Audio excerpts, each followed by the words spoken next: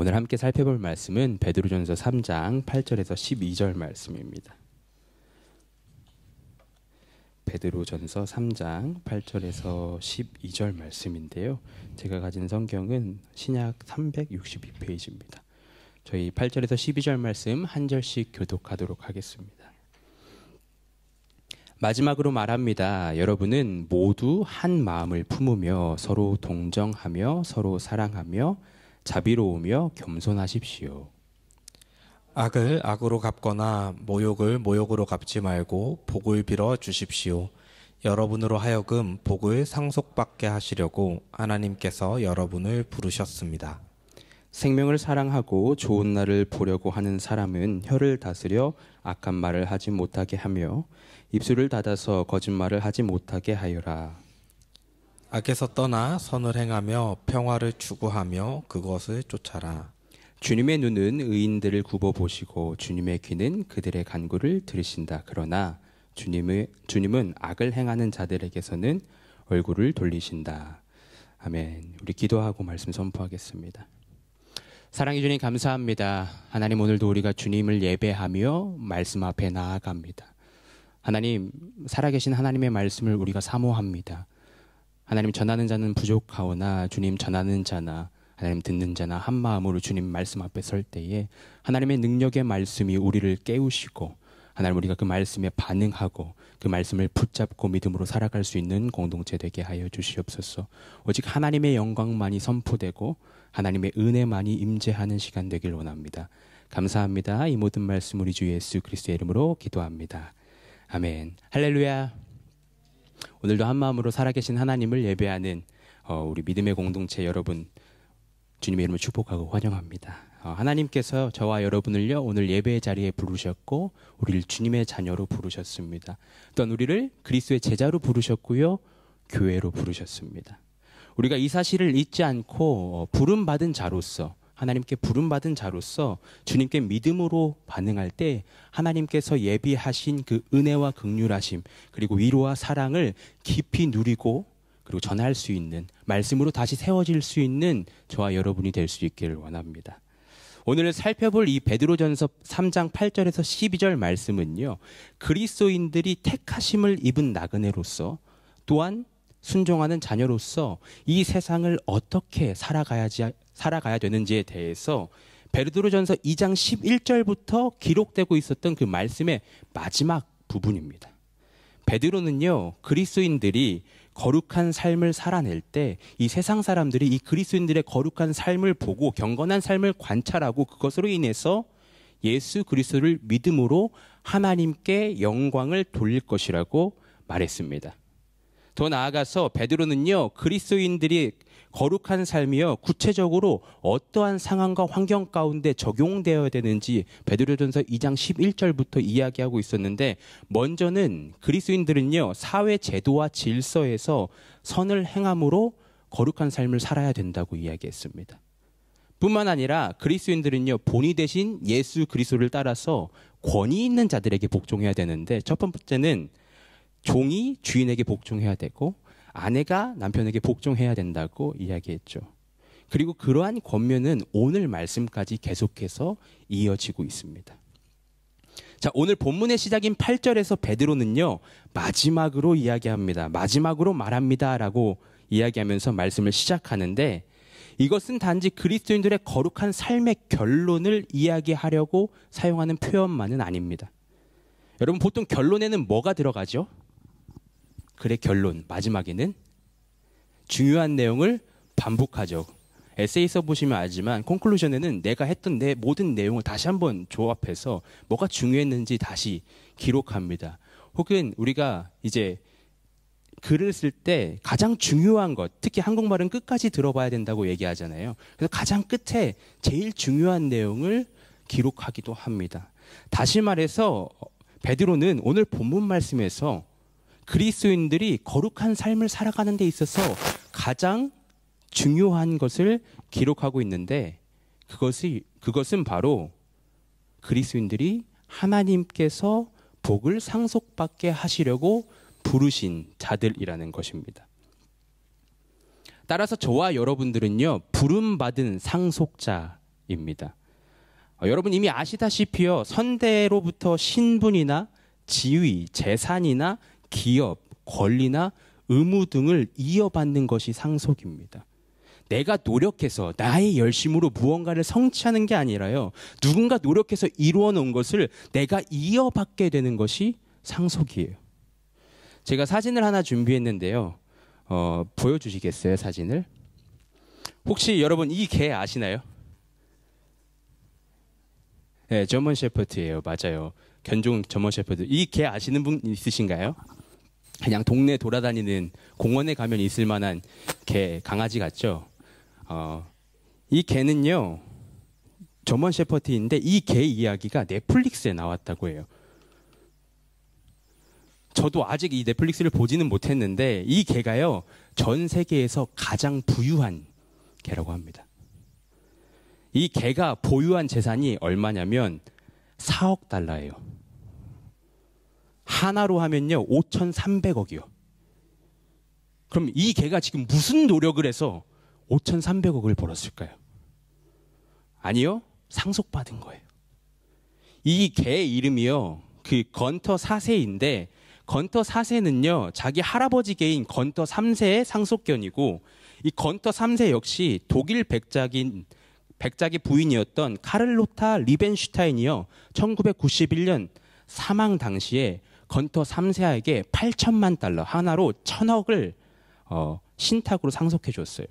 그리고 피신탁자들이 이 재산을 잘 불려줘서 지금 이 건터 4세는 5,300억에 가까운 재산이 있는 개라고 합니다. 5,300억은 뭐 1억도 없는데 5,300억은 감이 안 오죠?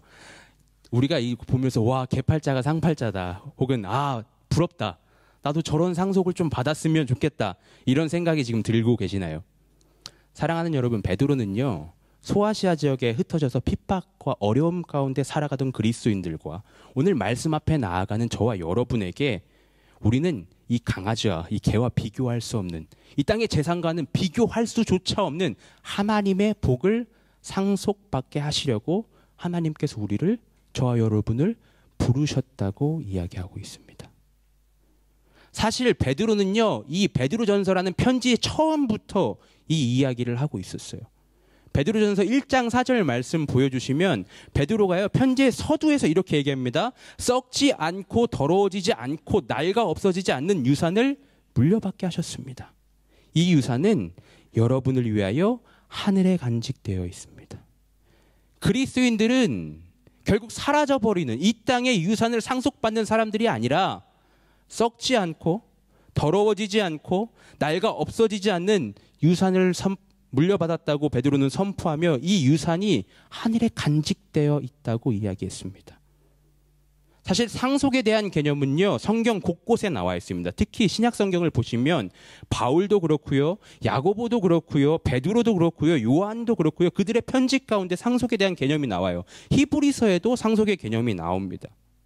대표적으로 로마서 8장 17절에서 바울은요 우리가 하나님의 자녀라고 얘기하면서 이렇게 말하죠. 자녀이면 상속자이기도 합니다. 우리가 그리스도와 함께 영광을 받으려고 그와 함께 고난을 받으면 우리는 하나님이 정하신 상속자여 그리스도와 더불어 공동 상속자입니다 라고 말하고 있죠. 우리가 우와 부럽다라고 생각했던 이 건터 4세와는 비교할 수도 없는 참된 복을 저와 여러분, 오늘 예배 가운데 나오신 여러분이 상속받는 사람들이라고요. 우리 옆 사람에게 한번 격려해 봅시다. 당신은 부름받은 상속자입니다. 별로 와닿지 않나요? 네. 그럼 다시 한번 격려해 볼까요? 이렇게 격려해 봅시다. 하나님께서 복을 상속받게 하시려고 당신을 부르셨습니다.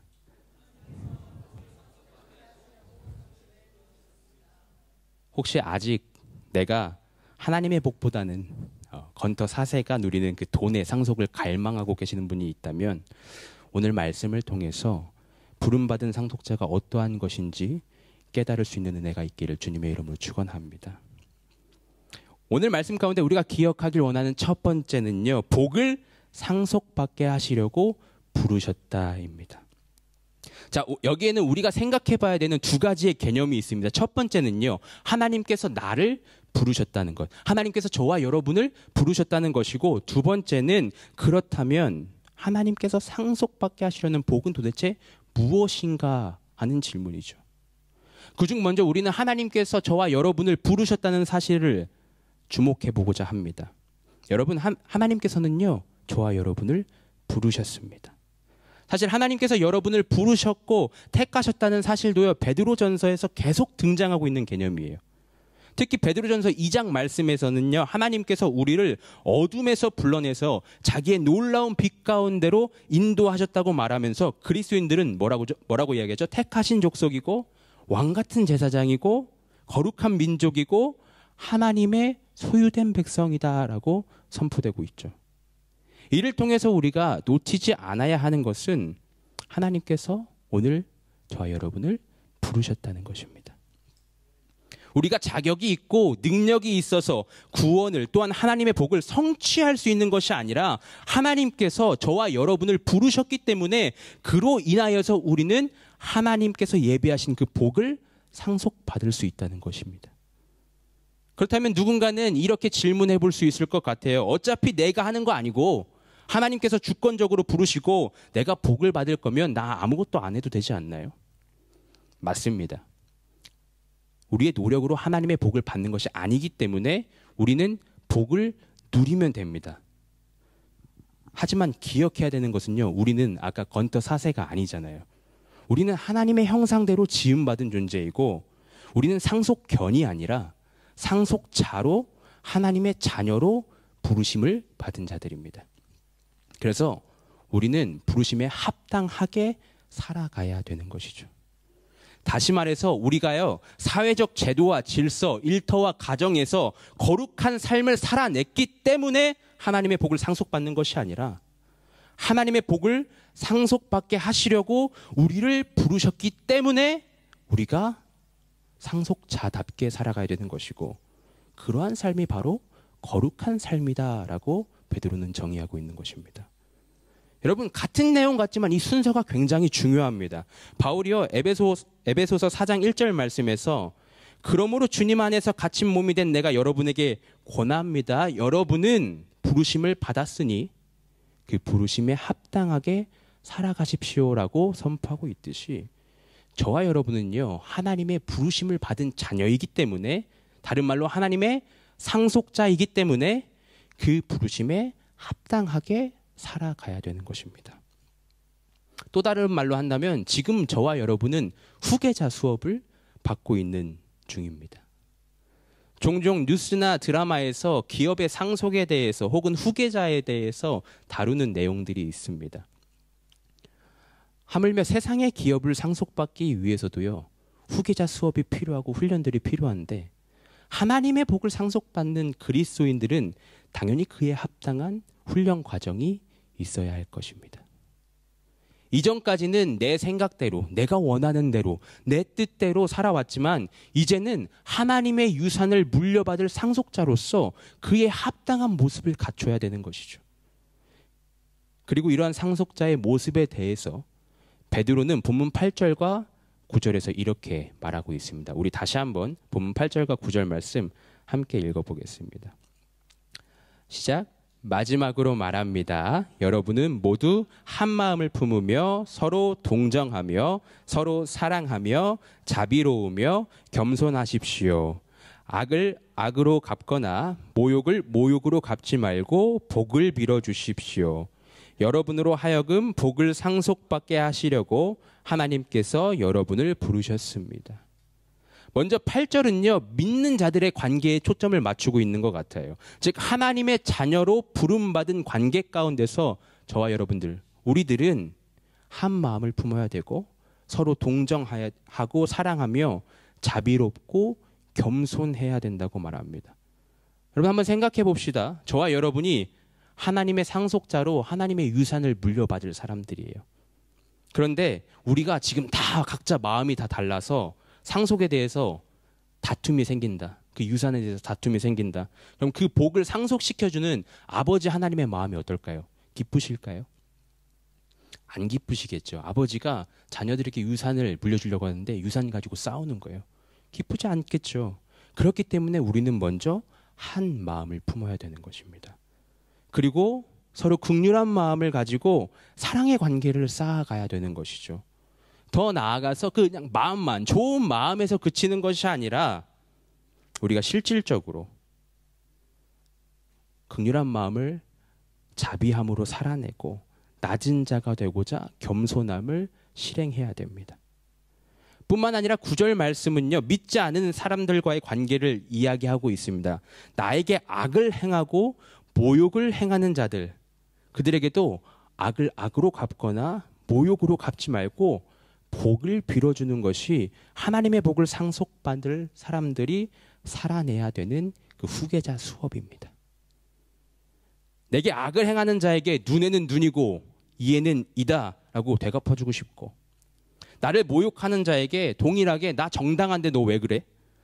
맞서 싸우고 싶지만 그 순간마다 기억하는 거예요. 나는 하나님의 복을 받을 상속자이지. 나는 부름받은 상속자이지.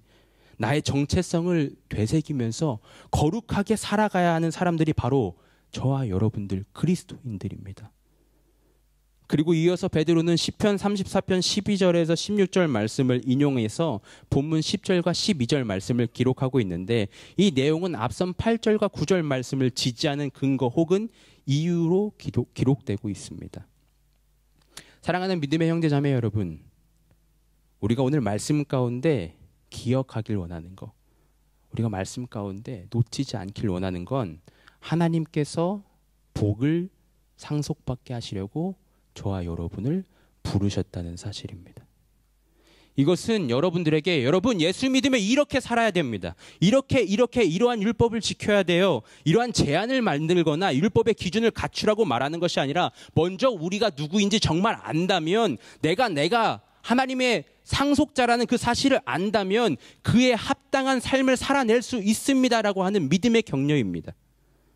에베소서 1장 18절에서 마음의 눈을 밝혀주셔서 하나님의 부르심에 속한 소망이 무엇이며 성도들에게 베푸시는 하나님의 영광스러운 상속이 얼마나 풍성한지를 여러분이 알게 되기 바랍니다 라고 에베소 교회 성도들을 향해서 격려하고 있었던 바울의 편지처럼, 하나님의 영광스러운 상속이 얼마나 풍성한지, 그리고 그것을 상속받는 우리가 얼마나 복된 자인지를 기억하고 더욱 깊이 알아가며 주님의 은혜를 누릴 수 있는 저와 여러분이 될 수 있기를 바랍니다.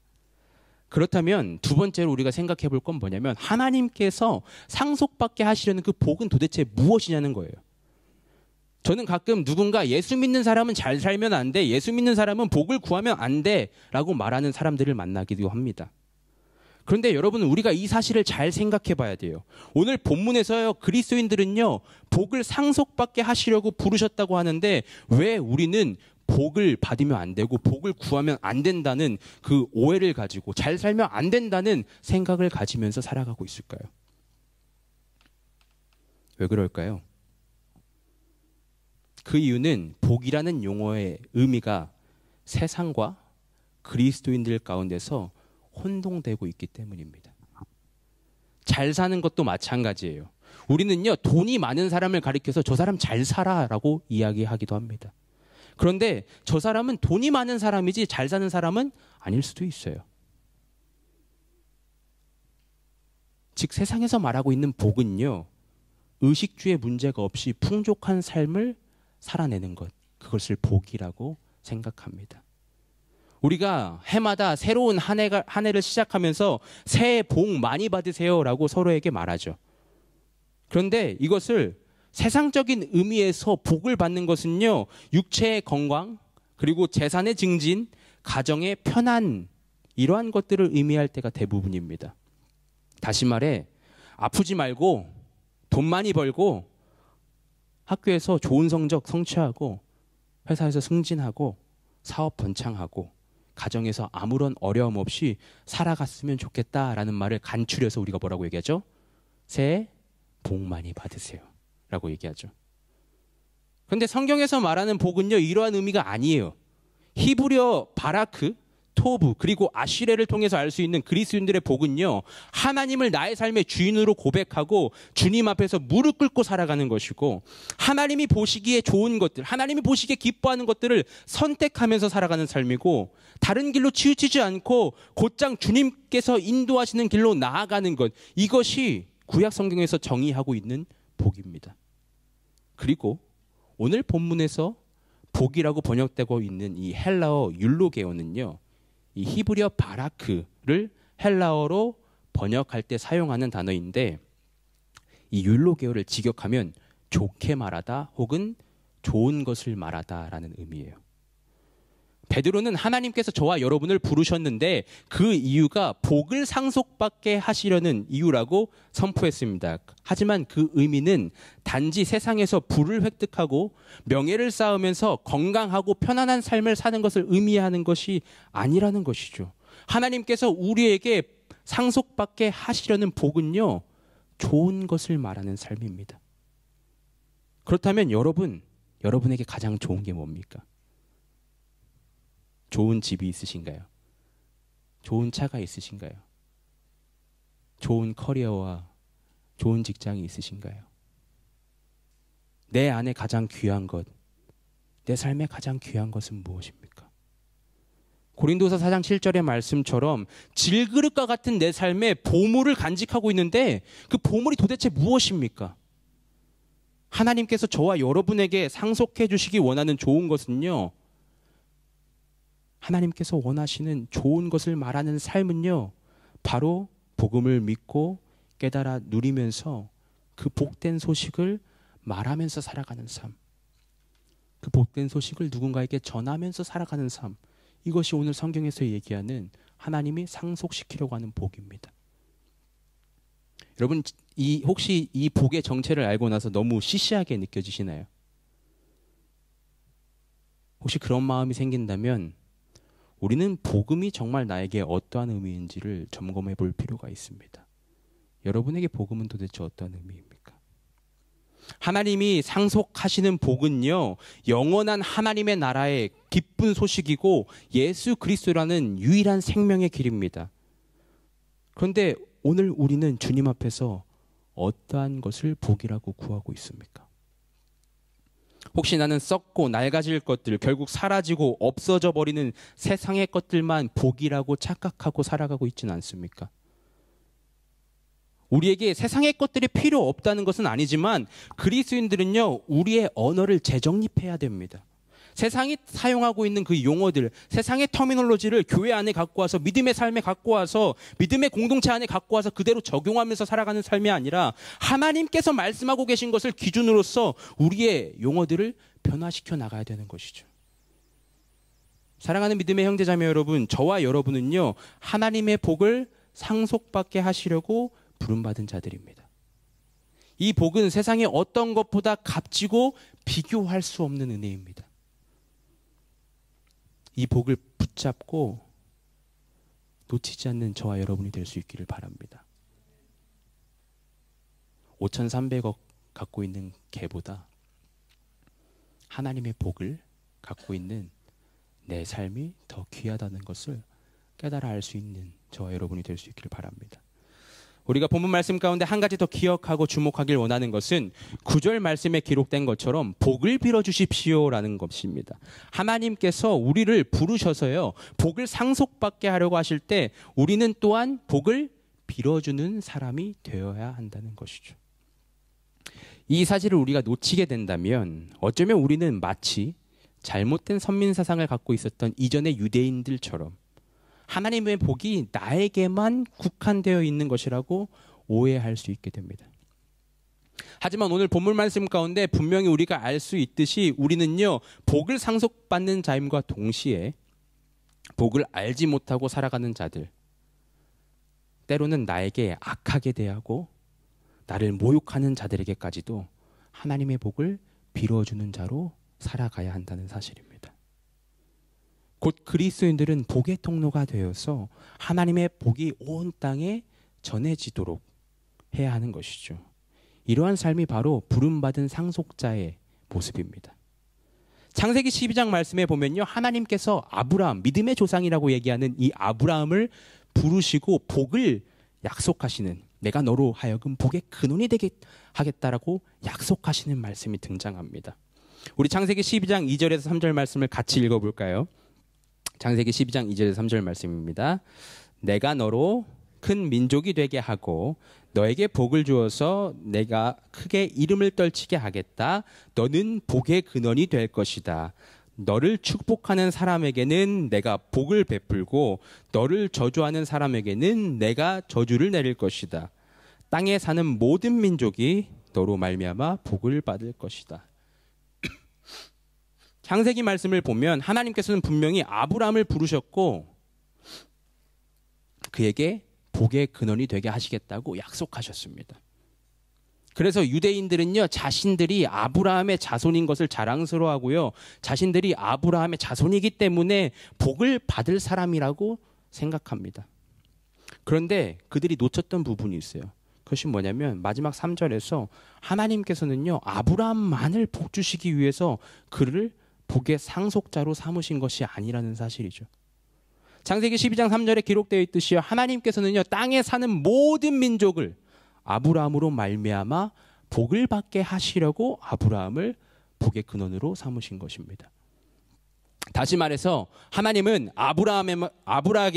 아브라함에게만 복을 주시기 원하시는 그 편파적인 하나님이 아니라 세상의 모든 민족이 복을 받기를 원하시는데 그 일을 위해서 아브라함을 택하시고 부르셨다는 것입니다. 마찬가지로 그리스도인들, 저와 여러분은요, 부름받은 상속자라는 저와 여러분들은 단지 우리끼리 하나님 안에서 참된 복을 누리고 질그릇 같은 내 삶에 보배가 있다고 만족하면서 상속자로서 우리끼리 즐거워하라고 하나님께서 부르신 자들이 아니라는 것입니다. 하나님께서는 세상의 모든 민족에게 참된 복을 주시기 위해서 저와 여러분을 상속자로 부르셨습니다. 그렇기 때문에 우리는 하나님의 복을 알지 못하고 살아가는 자들, 때로는 나에게 상처와 아픔을 주는 자들에게까지도 복을 빌어주는 삶을 살아가야 되는 것이죠. 아까도 잠시 언급했지만 오늘 본문에서 복으로 번역되고 있는 이 헬라어 율로게오는요, 히브리어 바라크를 헬라어로 번역할 때 사용하는 단어이고 직역하면 좋게 말하다, 좋은 것을 말하다 라고 했습니다. 따라서 복을 빌어준다는 것은요, 나에게 정말 좋은 것이 있기 때문에 그 사실을 모르는 자들에게 그것이 무엇인지를 말해주는 것, 그것이 무엇인지를 전해주는 것을 의미합니다. 그러므로 그리스도인들은 모든 민족이 우리로 말미암아 복을 받기 원하는 하나님의 마음을 깨닫고 우리에게 주어진 참된 복인 하나님의 나라와 예수 그리스도를 적극적으로 증거해야 되는 것이죠. 사랑하는 여러분, 하나님께서는요, 저와 여러분을 통해서 하나님의 복이 이 땅에 전해지기를 원하십니다. 말씀을 들으면서 혹시 지금 생각나시는 분들이 계십니까? 나의 소중한 가족일 수도 있고요, 혹은 주변에 친밀했던 친구들, 혹은 지인들일 수도 있습니다. 어쩌면 내게 깊은 관계는 없지만 내 삶에 스쳐 지나갔던 한 사람일 수도 있겠죠. 또한 나를 힘들게 하고 아프게 했던 사람일 수도 있습니다. 그런데 우리는 복을 상속받고 그 복을 전하는 자로 부름받았기 때문에 오늘도 누군가 참된 복을 알지 못하고 살아가고 있다면 그들에게 복을 전해주는 자로서 우리에게 주어진 하루를 살아내야 할 것입니다. 누가복음 6장 28절에서 예수님께서는요, 너희를 저주하는 사람들을 축복하고 너희를 모욕하는 사람들을 위하여서 기도하여라 라고 말씀하셨습니다. 그리고 이 말씀을 베드로는 본문 9절에서 다른 말로 패러프레이스, 다른 말로 바꿔서 악을 악으로 갚거나 모욕을 모욕으로 갚지 말고 복을 빌어주십시오 라고 이야기하고 있는 것이죠.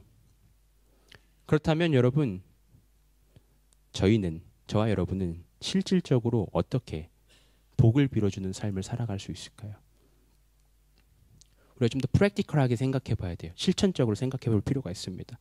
하나의 예로 제가 아는 어떤 분께서는요, 언어를 바꾸셨습니다. 그래서 화가 날 때 우리가 보통 어떤 말이 나오죠? 좋지 않은 말, 나쁜 말이 나오기 쉽죠. 그런데 입에서 즉각적으로 나오는 그 표현을 바꾼 거예요. 제가 상황을 예시를 하나 드려볼게요. 만약에 여러분요 지금 운전하시는 분들 계신다면 내가 운전 중이에요. 근데 누가 갑자기 깜빡이도 안 켜고 확 끼었어요. 내가 운전하고 가고 있는데. 그래서 사고가 거의 날 뻔했어요. 그렇다면 여러분의 입에서 어떤 말이 즉각적으로 나올까요?